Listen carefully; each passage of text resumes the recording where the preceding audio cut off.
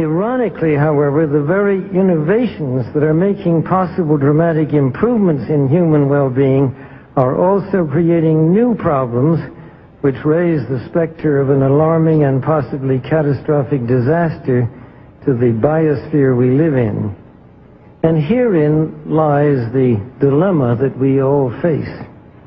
Let me illustrate. Improved public health has caused the world's infant mortality rate to decline by 60% over the last 40 years. In the same period, the world's average life expectancy has increased from 46 years in 1950s to 63 years today. This is a development which, as individuals, we can only applaud.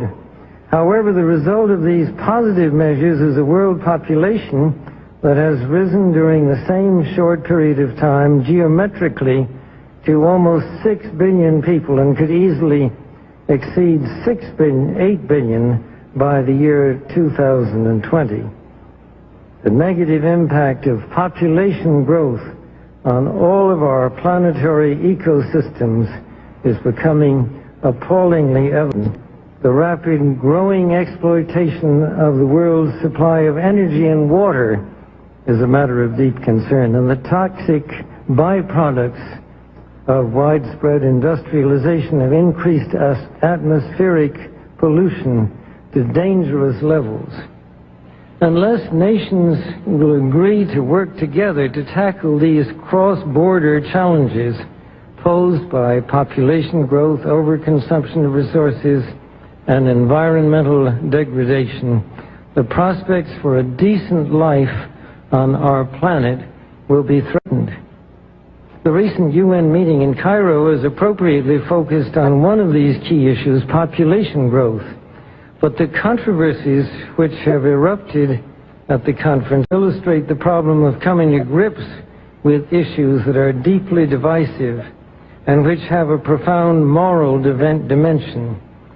The United Nations can and should play an essential role in helping the world find a satisfactory way of stabilizing world population and stimulating economic development in a manner that is sensitive to religious and moral considerations.